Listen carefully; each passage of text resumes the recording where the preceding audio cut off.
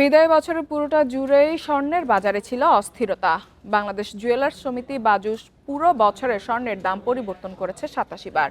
দেশের ইতিহাসে এক বছরে এতবার স্বর্ণের দাম ওঠানামার নজির আগে নেই। বছরের শুরুতে দেশের বাজারে ভালো মানের স্বর্ণের ভরি ছিল প্রায় ১,৩৯,০০০ টাকার কিছু বেশি, কিন্তু বছর গড়াতেই দফায় দফায় দাম বেড়ে ভালো মানের ২২ ক্যারেট স্বর্ণের ভরি পৌঁছে রেকর্ড প্রায় ২,২৭,০০০ টাকায়।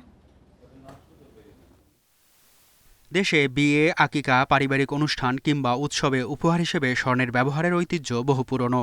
নারী পুরুষ নির্বিশেষে স্বর্ণের গহনার চাহিদা থাকলেও মূল্যবৃদ্ধিতে সাধারণ মানুষের নাগালের বাইরে চলে যাচ্ছে এই ধাতু। একসময় নিরাপদ বিনিয়োগ হিসেবে পরিচিত স্বর্ণ এখন অনেকের কাছেই বিলাসপণ্যে পরিণত হয়েছে। বিদায়ী ২০২৫ সাল জুড়ে মোট ৮৭ বার স্বর্ণের দাম সমন্বয় করে বাজুস। এর মধ্যে ৬১ বার বেড়েছে আর কমেছে মাত্র ২৬ বার। এতে এক বছরের ব্যবধানে ভরিতে স্বর্ণের দাম বেড়েছে ৮৭,৪৮০ টাকা। বিদায়ী বছরের জানুয়ারিতে ২২ ক্যারেট স্বর্ণের প্রতি ভরির দাম ছিল ১,৩৯,৪৪৩ টাকা। মার্চে তা ১.৫ লাখ টাকা ছাড়ায়। তারপরও বাজার থেমে থাকেনি। ২২ জুন দাম ছিল ১,৭৪,৫২৮ টাকা। অক্টোবরে এসে এক লাফে দাম ২ লাখ টাকা অতিক্রম করে। অক্টোবর থেকে ২২ ক্যারেট স্বর্ণের প্রতি ভরি বিক্রি হয় ২,৭২৬ টাকায়। সবশেষ ২৯ ডিসেম্বর স্বর্ণের দাম নির্ধারণ করা হয় ২,২৯,৪৩০ টাকা।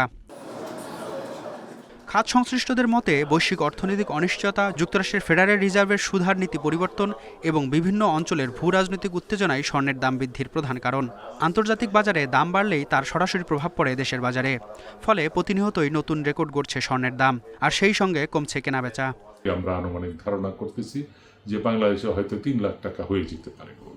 এই রকম পরিস্থিতিতে আরও আমাদের বিজনেসের উপরে, জুয়েলারি বিজনেস যারা করে তাদের উপরে আরও প্রবলেম হবে, আরও হ্যাম্পার হবে এবং মানুষের ক্রয় ক্ষমতার ধীরে ধীরে বাইরে চলে যাচ্ছে এবং এইটা আর কিন্তু ভবিষ্যতে কমে যে যাবে সেই রকম কোনো সম্ভাবনা নাই। গেল বছরে দেশে স্বর্ণের দাম বেড়েছে ৬১% বেশি, আর গত ৫ বছরে মোট বেড়েছে প্রায় ২৬০%। বৈশ্বিক অস্থিরতা না কমলে স্বর্ণের দামে স্বস্তি ফেরার সম্ভাবনা কম বলেই মনে করছেন সংশ্লিষ্টরা। ফলে নিরাপদ বিনিয়োগের এই ধাতু ভবিষ্যতে আরও ব্যয়বহুল হয়ে উঠতে পারে, এমন আশঙ্কাও জোরালো হচ্ছে। মেহেদী হাসান, ইন্ডিপেন্ডেন্ট নিউজ, ঢাকা।